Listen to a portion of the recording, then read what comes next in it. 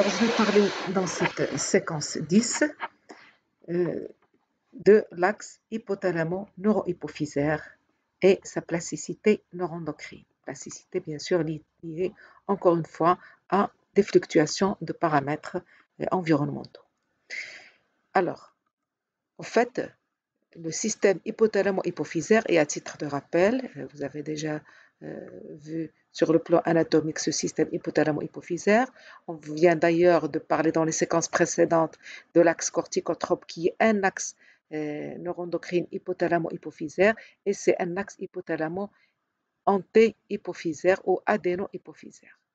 Alors là, dans cette séquence, on va parler de l'axe hypothalamo-neurohypophysaire. Alors, à titre de rappel, vous voyez ici, donc, ce système hypothalamo-hypophysaire, c'est quoi? Eh bien, c'est des noyaux hypothalamiques qui sont connectés avec l'hypophyse, une connexion anatomique et fonctionnelle. Alors, vous avez, en fait, ce système hypothalamo-hypophysaire se compose de deux axes. Il y a l'axe hypothalamo-adéno-hypophysaire, par exemple l'axe corticotrope dont on a déjà parlé, et puis il y a l'axe hypothalamo-neurohypophysaire dont on va parler maintenant. Alors, la différence majeure entre les deux axes, c'est que les noyaux impliqués ou les neurones impliqués dans la voie hypothalamo-adéno-hypophysaire, c'est des neurones de petite taille qui ont des axones courts, qui s'arrêtent au niveau de l'éminence médiane où ils vont sécréter leurs facteurs neuroendocrines qu'ils déversent dans les vaisseaux de l'éminence médiane externe, puis dans la veine porte hypophysaire pour se retrouver dans l'adénohypophyse, donc dans ce système vasculaire. À partir du système vasculaire, ça va diffuser dans l'adénohypophyse où se trouvent des cellules endocrines cibles. Alors par exemple pour la CRH, on a dit qui se trouve dans les corps cellulaires se trouve, dans les corps cellulaires qui expriment cette CRH se trouve dans le noyau paraventriculaire parvocellulaire où il y a les petits neurones. Alors, cette CRH qui se retrouve dans l'adénohypophyse va être libérée pour agir au niveau de la cellule endocrine cible qui est la cellule ACTH. Et la CTH va être libérée dans le sang pour aller agir sur la cible périphérique qui est le cortex surrénalien. Alors, pour la neurohypophyse, pour l'axe hypothalamo-neurohypophysaire, c'est des neurones de grande taille, donc ils sont contenus dans ce qu'on appelle des noyaux magnocellulaires. Les neurones magnocellulaires, c'est des neurones de grande taille qui ont des axones longs et vous voyez, ils vont projeter leurs axones et se terminer dans la partie nerveuse de l'hypophyse qui est la neurohypophyse ou la posthypophyse. Donc en fait, la posthypophyse, c'est le bloc nerveux de l'hypophyse. L'adénohypophyse, c'est le bloc endocrine qui contient des différents types de cellules endocrines. Alors, vous voyez donc que pour le système, l'axe hypothalamo-neurohypophysaire, les facteurs neuroendocrines produits au niveau des neurones magnocellulaires ou des corps cellulaires magnocellulaires, ces facteurs neuroendocrines vont être véhiculés pour être libérés directement dans la circulation générale au niveau de la neurohypophyse. Alors que le système l'axe parvocellulaire, les neurones parvocellulaires, eh bien, eux, vous voyez, c'est des axes, ils ont des prolongements courts qui s'arrêtent au niveau de l'éminence médiane et c'est à ce niveau-là qu'ils sécrètent dans le sang leurs produits de sécrétion neuroendocrine. Alors, donc, revenons maintenant à l'axe hypothalamo-neurohypophysaire. Donc, on a dit que de grands neurones de grande taille, des neurones dits sécrétoires, magnocellulaires de l'hypothalamus. Donc, ces neurones magnocellulaires, on les trouve au niveau de deux noyaux hypothalamiques, le noyau paraventriculaire et le noyau supraoptique. Alors, ces noyaux, pour vous les situer dans l'hypothalamus, vous avez ici une coupe schématique du cerveau passant par l'hypothalamus et on avait déjà vu quand on a parlé du facteur neuroendocrine CRH, eh bien, le noyau paraventriculaire, il se compose d'une partie verte que vous voyez qui est latérale, qui est le noyau paraventriculaire magnocellulaire, c'est celui-là, c'est celui-là, d'accord? Et puis, le parvocellulaire, c'est la partie rouge du noyau paraventriculaire et c'est celui donc, qui contient les corps cellulaires ACRH et donc qui constituent donc le sommet de l'axe corticotrope. Alors pour le système hypothalamo-neurohypophysaire, c'est le noyau paraventriculaire magnocellulaire qui est au sommet de ces facteurs neuroendocrines. Alors, donc, les neurones neurosécrétoires situés dans le noyau paraventriculaire, mais aussi dans le noyau supraoptique que vous voyez ici, schématisé NSO, supraoptique parce qu'il est de part et d'autre du chiasma optique. Ces deux noyaux contiennent, abritent des corps cellulaires qui produisent deux types de facteurs neuroendocrines, l'hormone antidiurétique, l'ADH, qu'on appelle également vasopressine ou AVP, et le second facteur endocrine, c'est l'ocytocine, abrégé OT. Donc voici où se trouve, c'est là où se trouvent les neurones, les corps cellulaires à vasopressine et ocytocine, dans ces deux noyaux.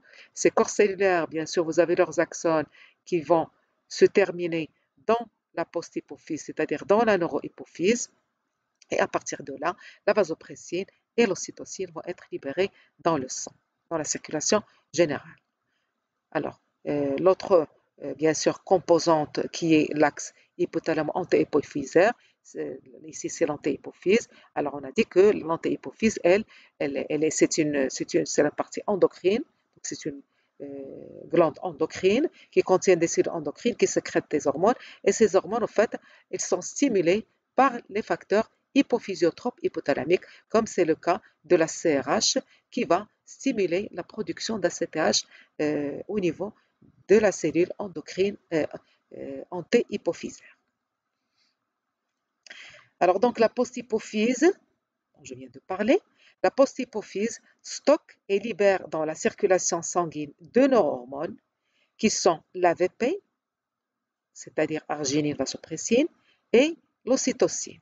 Voilà, les corps cellulaires à vasopressine et ocytocine se trouvent dans les noyaux, dans les parties magnocellulaires du noyau paraventriculaire et dans le noyau supraoptique.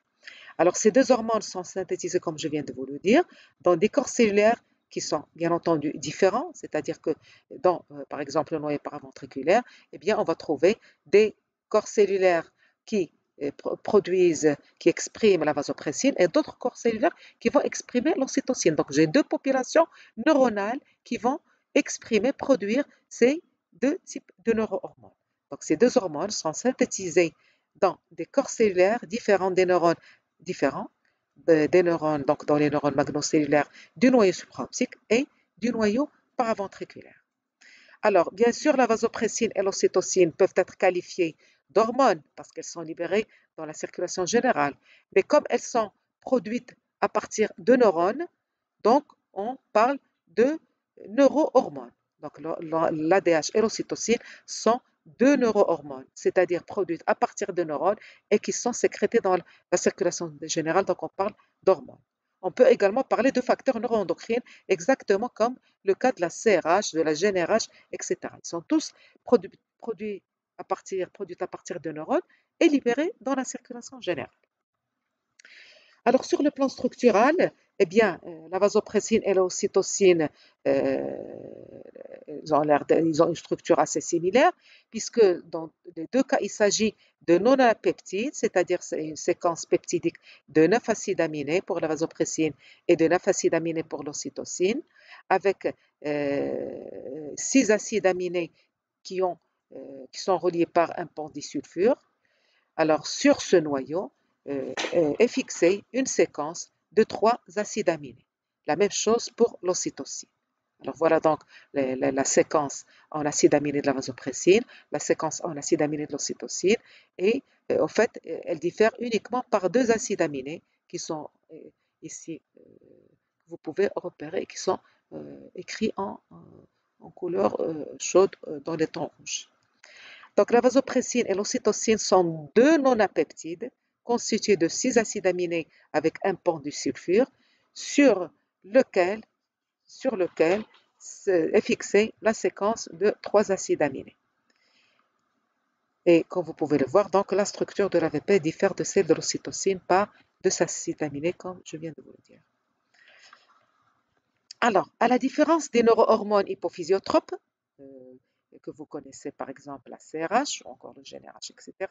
Donc, les neurohormones hypophysiotropes, c'est-à-dire les facteurs non endocrines hypothalamiques qui sont capables de stimuler les sécrétions glandulaires de l'hypophyse antérieure, eh bien, à la différence des neurohormones hypophysiotropes, qui agissent au fait indirectement sur les cibles périphériques, puisqu'ils vont d'abord stimuler les hormones de l'adénohypophyse, et c'est l'hormone adénohypophysaire ou antihypophysaire qui, elle, va agir sur l'organe périphérique. Alors, pour le cas, par exemple, de la CRH, l'organe périphérique, c'est la surrénale, c'est le cortex surrénalien.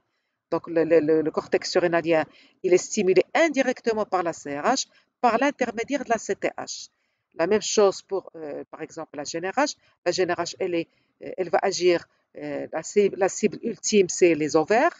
Eh bien, la GnRH, elle va d'abord stimuler la LH et la FSH hypophysaire. C'est elles qui vont aller agir sur les ovaires pour stimuler les sécrétions hormonales ovariennes.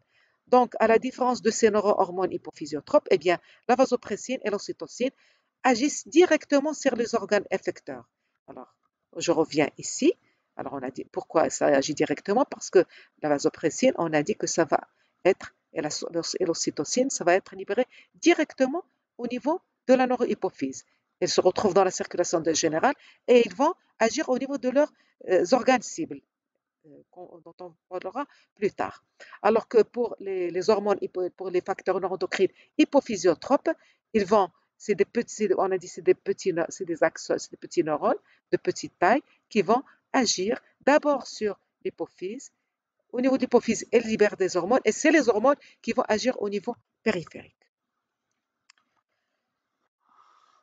Alors, si on regarde donc de près ce système à vasopressine du système magnocellulaire au niveau du noyau paraventriculaire et du noyau supraoptique, alors comme vous pouvez le voir ici, donc par immunocytochimie et en particulier par immunofluorescence utilisant donc des anticorps marqués avec des marqueurs fluorescents, on a pu localiser, voir la localisation précise de ces neurones à vasopressine et de ces neurones à ocytocine au niveau des noyaux hypothalamiques, le noyau supraoptique et le noyau paraventriculaire. Alors bien sûr, vous voyez qu'on a utilisé deux marqueurs fluorescents différents euh, pour localiser ces neurones au niveau hypothalamique. Alors, comme vous pouvez le voir, donc pour la vasopressine, là vous voyez au niveau du noyau supraoptique, vous avez une population de corps cellulaires qui sont vasopressines immunoréactifs. Donc, on trouve des corps cellulaires immunoréactifs au niveau vasopressine immunoréactifs au niveau du noyau supraoptique. Comme on trouve des neurones vasopressines immunoréactifs au niveau du noyau paraventriculaire et en particulier au niveau du noyau magnocellulaire du noyau. Vous voyez, ça c'est la partie parvocellulaire, bien sûr, qui contient aussi des cellules, des neurones à vasopressine. Si vous vous rappelez bien, quand on a parlé des peptides accessoires, on a dit qu'il y a aussi de la vasopressine dans la partie parvocellulaire. Mais la partie là qui contient la plus grande concentration de vasopressine, eh bien, c'est au niveau du magnocellulaire. Et vous pouvez voir ici des corps cellulaires qui sont immunoréactifs, c'est-à-dire qui expriment la vasopressine. La même chose pour l'ocytocine. Donc, on a au niveau des deux noyaux, donc au niveau du noyau paraventriculaire et du noyau supraoptique, eh bien, on trouve des corps cellulaires immunoréactifs, ocytocine immunoréactive, dans le noyau paraventriculaire. Alors, bien sûr, le noyau paraventriculaire, il borde le troisième ventricule, c'est le repère, et puis des neurones ocytocine immunoréactive dans le noyau supraoptique. Et vous voyez que ce noyau, en fait, il est au bord, à côté, à proximité du chiasma optique. Donc le CO, c'est le chiasma optique que vous voyez ici, le CO. Alors voilà, donc on a pu localiser ces neurones dans les noyaux hypothalamiques. Et on a pu localiser ces neurones donc, qui expriment ces facteurs neuroendocrins, la vasopressine et l'ocytocine. Alors voyons voir sur le plan fonctionnel le rôle de cette vasopressine et de cette ocytocine exprimée dans ces noyaux hypothalamiques. Alors tout d'abord la vasopressine. Alors ici vous avez, donc on a dit que la vasopressine elle est produite dans des gros neurones, les neurones de grande taille, qui se localisent dans la partie magnocellulaire du noyau paraventriculaire, et également dans le noyau supraoptique. Alors cette vasopressine contenue dans les gros neurones hypothalamiques, eh bien, voilà, donc ces neurones, cette vasopressine, elle va se retrouver, donc elle va migrer dans l'axone du neurone jusqu'au niveau de la neurohypophyse, c'est-à-dire au niveau du lobe postérieur, où elle va être sécrétée dans la circulation générale. Donc la vasopressine va se retrouver dans la circulation générale pour aller agir au niveau de sa cible. Alors, mais comme je viens de vous l'indiquer, qu'en fait, il y a aussi de la vasopressine dans le noyau dans les neurones parvocellulaires du noyau paraventriculaire. Et on a dit que ça intervenait aussi dans la régulation ou dans le contrôle de la réponse au stress. Donc, il y a aussi des petits neurones à vasopressine dans le noyau paraventriculaire parvocellulaire, dans la partie rouge. Et bien sûr, ces petits neurones, on a dit qu'ils ont des axones lourds. Ils vont véhiculer la vasopressine jusqu'au niveau de l'éminence médiane, où ils vont libérer la vasopressine. Après celle-ci, elle se retrouve dans le système sanguin vasculaire porte hypothalamo-antéhypophysaire. La vasopressine va bien sûr se retrouver au niveau du lobe antérieur, où elle va être libérée pour aller agir au niveau de sa cellule cible, qui est la cellule ACTH. La CTH, on a dit, donc la vasopressine, en fait, elle va amplifier l'action de la CRH au niveau de la CTH pour qu'on ait une plus forte production d'ACTH et donc une plus forte stimulation du cortex surrénalien pour produire les corticostéroïdes. Donc, vous voyez que le même facteur neuroendocrine, il se retrouve dans les deux systèmes hypothalamo-hypophysaires, dans le système hypothalamo-neurohypophysaire, mais également dans le système hypothalamo-antéhypophysaire. Donc, ça veut dire que la vasopressine, elle a plus d'un rôle, c'est exactement comme ce qu'on avait dit pour la CRH, qui jouait un rôle dans les régulations, dans l'activation neuroendocrinienne, mais également dans l'activation comportementale liée au stress. Alors, donc la vasopressine peut être libérée dans la circulation générale agissant comme une hormone, et donc on parle de neurohormone, puisqu'elle est produite à partir de neurones. Et elle peut aussi être sécrétée au niveau du système porte via l'éminence médiane, donc en tant que neurohormone toujours, et c'est aussi un facteur hypophysiotrope, puisque la vasopressine va aller stimuler les cellules endocrines ACTH. Donc vous voyez là, elle joue le rôle de facteur hypophysiotrope, c'est-à-dire qu'elle stimule l'hypophyse antérieure, elle stimule sa sécrétion à ACTH. Alors que dans l'axe hypothalamo-neurohypophysaire, eh bien, elle va agir en tant que neurohormone, elle va agir directement au niveau de la cible périphérique. Donc, elle peut être libérée dans la circulation générale, agissant comme une neurohormone, une hormone, ou sécrétée au niveau du système porte via l'éminence médiane, d'accord, et pour agir en tant que facteur hypophysiotrope au niveau du lobe antérieur de l'hypophyse.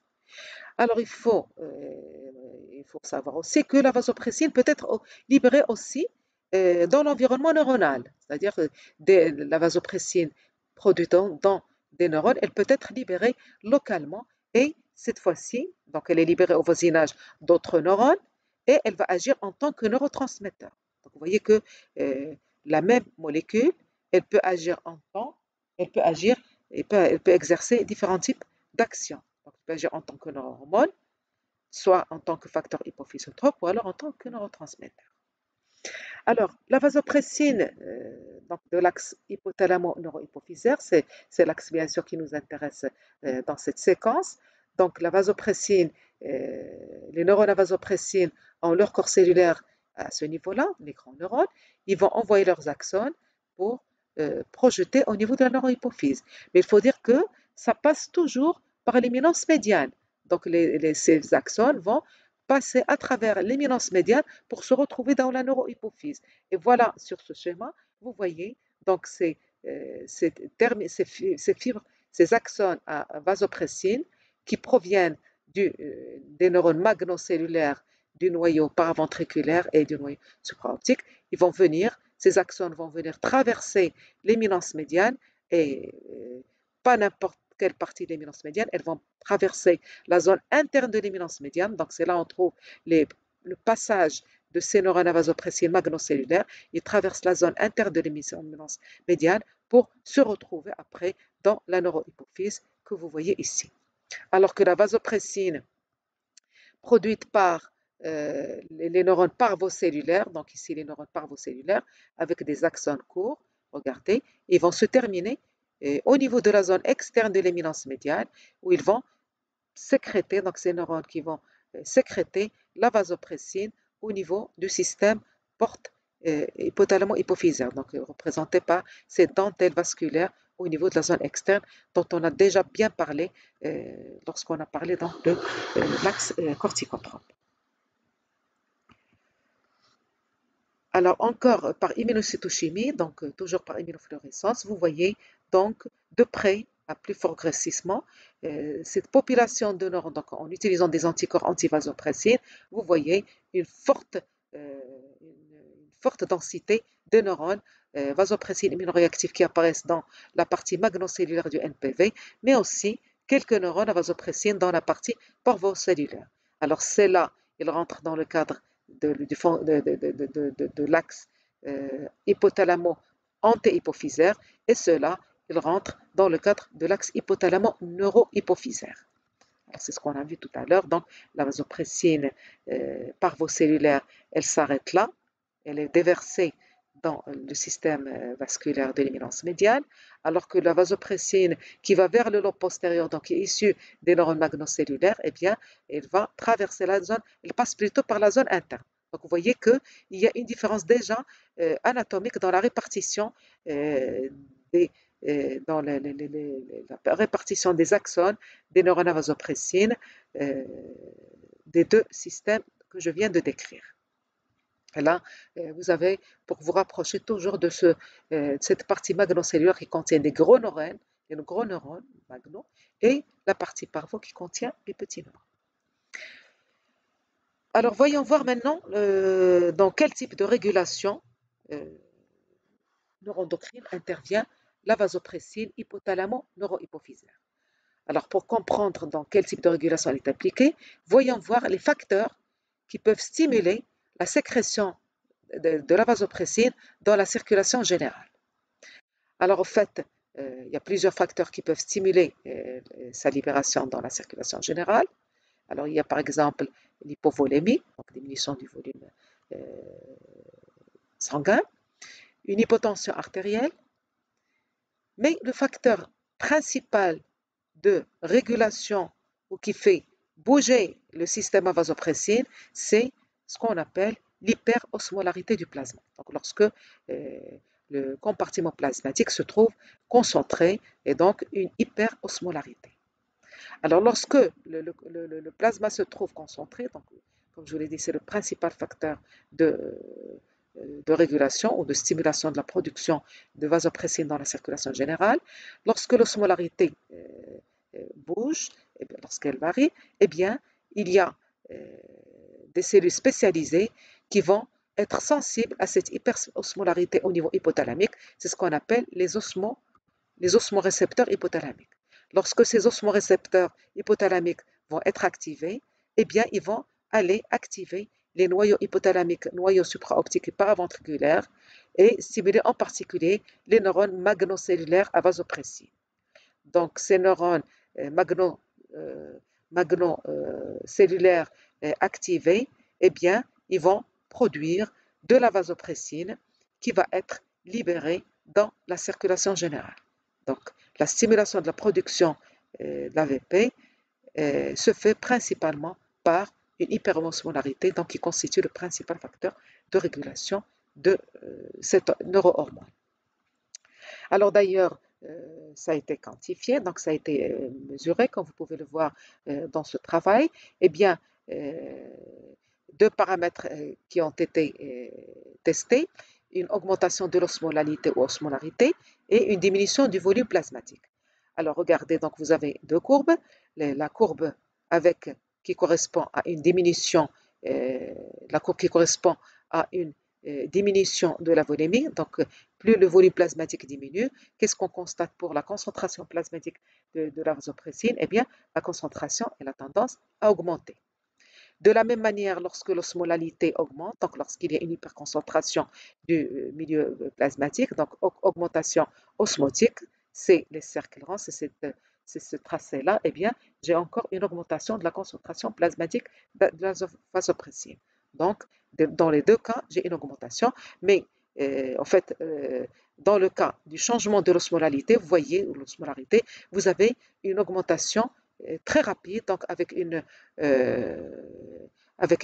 augmentation proportionnelle avec l'augmentation de l'osmolarité, et vous avez une courbe quasi linéaire de l'augmentation de la concentration plasmatique de la vasopressine. Alors que en relation avec la volémie, vous voyez qu'il y a une augmentation qui est dite exponentielle. Donc, elle est un petit peu moins marquée que dans le cas de l'osmolarité. Donc, la vasopressine plasmatique augmente proportionnellement avec l'osmolarité plasmatique et exponentiellement avec la diminution de la volémie. Donc, dans ce sens, augmentation de l'osmolarité et diminution de la volémie. Alors, s'il y a une augmentation de la vasopressine plasmatique suite à ces variations du milieu, eh bien, ça veut dire que s'il y a beaucoup plus de vasopressine dans le sang, ça veut dire qu'il y a eu beaucoup de libération de vasopressine à partir de la neurohypophyse. Ça veut dire que la libération de la vasopressine neurohypophysaire a augmenté suite à la variation osmotique et à la diminution de la volume. Alors ici, pour vous rapprocher encore une fois par la technique d'immunocytochimie et en particulier par la technique d'immunofluorescence, donc on a dit une augmentation de la vasopressine, ça veut dire qu'il y a eu une libération accrue de la vasopressine à partir de la neurohypophyse. S'il y a une libération accrue, ça veut dire que les neurones à vasopressine, ils ont tendance à se libérer de leur contenu. Alors c'est ce qui paraît justement ici par immunocytochimie. Donc on a regardé par immunocytochimie l'immunoréactivité vasopressine chez un animal qui a été déshydraté, donc qui a été privé d'eau pendant 48 heures, et on a regardé comment varie cette immunoréactivité dans le noyau paraventriculaire et dans le noyau supraoptique. Bien sûr, comparativement à des animaux qui sont contrôles, c'est-à-dire des rats qui ont eu accès libre à l'eau, qui ne sont pas déshydratés. Donc là, regardez chez le rat normal, contrôle, j'ai une densité de neurones vasopressine immunoréactifs dans le noyau supraoptique et j'ai une densité, vous voyez, c'est très dense. Les neurones sont tellement denses que on a l'impression que c'est quelque chose de diffus dans la masse neuronale. Chez l'animal qui a été déshydraté, privé d'eau pendant 48 heures, qu'est-ce qu'on constate? Regardez la densité de l'immunoréactivité ici et regardez la densité ici. Donc ici, en fait, elle a baissé, elle est moins importante que ici. Donc ça veut dire qu'il y a moins de vasopressine chez l'animal qui a été déshydraté. S'il y a moins de vasopressine, donc moins d'immunoréactivité, ça veut dire que la vasopressine, elle a été libérée au niveau de la neurohypophyse. Elle a été, bien sûr, transportée jusqu'au niveau, elle a été transportée jusqu'au niveau de la neurohypophyse pour être libérée. La même chose pour le noyau supraoptique. Là, vous voyez des neurones qui contiennent énormément de vasopressine, donc une très forte immunoréactivité. Et là, on a une immunoréactivité qui apparaît plus faible par rapport au cas contrôle. Donc, la diminution de l'expression de la vasopressine dans le noyau supraoptique et dans le noyau paraventriculaire chez le rat déshydraté est liée, bien entendu, à sa plus forte libération au niveau de la neurohypophyse. Donc, lorsqu'on a besoin, on est déshydraté et on a besoin de réguler notre eau, eh bien, c'est la vasopressine qui va être produite, libérée à partir des neurones à vasopressine, d'accord, et elle se retrouve donc dans le plasma. Et cette vasopressine qui va justement, on va voir comment elle va réguler un manque d'eau chez l'animal ou chez l'homme. Alors, au fait, bien sûr, l'effet sur lequel je vais m'attarder, c'est son action sur le rein. Mais il faut savoir que la vasopressine, en fait, elle a plusieurs actions physiologiques. Dans une action très importante, cruciale, c'est son action au niveau des reins, puisque la vasopressine régule la balance hydrique et elle agit en tant qu'hormone antidiurétique. Mais elle contrôle d'autres aspects physiologiques comme la tension artérielle. Comme on l'a vu auparavant, elle contrôle la sécrétion d'ACTH, mais bien sûr, ça c'est l'AVP de l'axe hypothalamo-antéhypophysaire. Et la vasopressine, dans ce cas, elle agit en tant que facteur hypophysiotrope et elle contrôle par ailleurs la production d'aldostérone. Alors, au niveau rénal, on a vu bien sûr le cas de la déshydratation, donc quand on manque d'eau, quand il y a une augmentation de l'osmolalité, on a vu que la concentration plasmatique de vasopressine augmente. Eh bien, la vasopressine est une hormone importante, clé pour la régulation de l'équilibre hydrique dans le corps. En effet, c'est une hormone, comme je vous l'ai dit, c'est une hormone antidiurétique, c'est-à-dire elle s'oppose à l'élimination d'eau dans les urines, donc elle retient l'eau dans l'organisme, et ceci en augmentant la perméabilité à l'eau de l'épithélium tubulaire rénal, de l'épithélium tubulaire rénal, en particulier au niveau des canaux distaux et au niveau des canaux collecteurs. Alors, de toute façon, cet effet, vous avez dû le voir en détail dans le cours de la physiologie rénale, donc au niveau de l'organe cible, au niveau rénal, sachez que la vasopressine augmente la perméabilité à l'eau de l'épithélium. Et ceci, comment? Eh bien, elle entraîne une réabsorption passive d'eau en stimulant la synthèse de ce qu'on appelle les aquaporines 2, qui sont en fait les canaux hydriques à travers lesquels l'eau va passer pour être recyclée vers le sang. Avec, bien sûr, si l'eau est réabsorbée, eh bien, ça va entraîner une réduction du volume urinaire. Et, bien entendu, la vasopressine permet donc de réduire la diurèse et donc de concentrer les urines. Alors, comme vous pouvez le voir, donc, en cas, par exemple, d'augmentation de l'osmolalité, donc une restriction hydrique, eh bien, une libération, une production d'ADH, cet ADH qui va se retrouver dans la circulation générale, elle va venir agir au niveau des reins, synthétiser, ouvrir des canaux à queue, permettant le passage donc de l'eau vers le sang et donc une réabsorption d'eau avec une concentration des urines et une diminution donc des urines, du volume urinaire. Elle permet également par ailleurs d'augmenter la volémie. Alors, comment agit la vasopressine au niveau rénal? Vous l'avez probablement déjà vu. Je rappelle tout simplement que, bien sûr, l'ADH libéré à partir de notre système hypothalamo-neuro-hypophysaire se retrouve dans la circulation générale. Elle va agir au niveau des cellules cibles. Bien sûr, pourquoi c'est une cellule, la cellule rénale est une cellule cible? Parce que, eh bien, il y a les récepteurs à ADH. Alors, l'ADH va se fixer sur ces récepteurs type V2, il y a plusieurs types de récepteurs. C'est les récepteurs V2 qui sont impliqués dans cette régulation. Eh bien, elle se fixe sur ces récepteurs localisés au niveau des cellules épithéliales des tubes distaux et collecteurs dans notre rein. Alors, cette fixation va activer au niveau des cellules épithéliales l'enzyme l'adénylate cyclase. Donc, ça, c'est le mécanisme d'action d'hormones classiques que vous connaissez. Activation de l'adénylate cyclase, formation de l'AMP cyclique, qui va activer les protéines kinase A, qui vont venir phosphoryler ces aquaporines. En fait, c'est des canaux qui se trouvent, en fait, qui normalement sont présents initialement dans des vésicules cytoplasmiques. Vous avez des vésicules dans le cytoplasme qui concentrent ces canaux. Eh bien, lorsqu'ils sont phosphorylés par la protéine kinase A, eh bien, ils vont migrer et se retrouver dans les membranes de la cellule épithéliale des tubules rénaux. Et bien sûr, ces canaux aquatiques, ces aquaporines, on en trouve, il y a les aquaporines qui vont permettre le passage de l'eau de la lumière urinaire vers la cellule épithéliale à travers la membrane apicale de la cellule, ce qu'on appelle les aquaporines 2. Et puis, l'eau qui se retrouve dans la cellule, elle va migrer vers le milieu interstitiel, puis vers le sang à travers d'autres aquaporines qu'on appelle les aquaporines 3 et 4.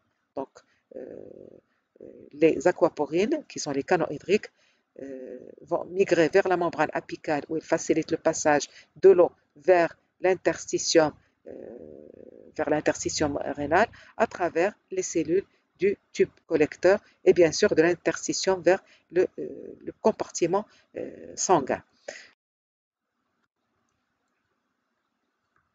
Alors voilà donc pour cette vasopressine en tant que système neuroendocrine hypothalamo-neurohypophysaire.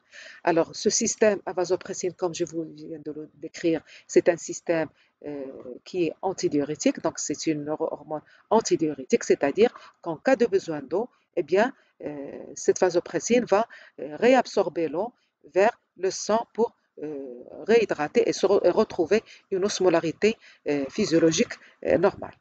Alors, il faut savoir que on connaît actuellement plusieurs systèmes neuroendocrines qui régulent la balance hydrique, c'est-à-dire la balance en eau.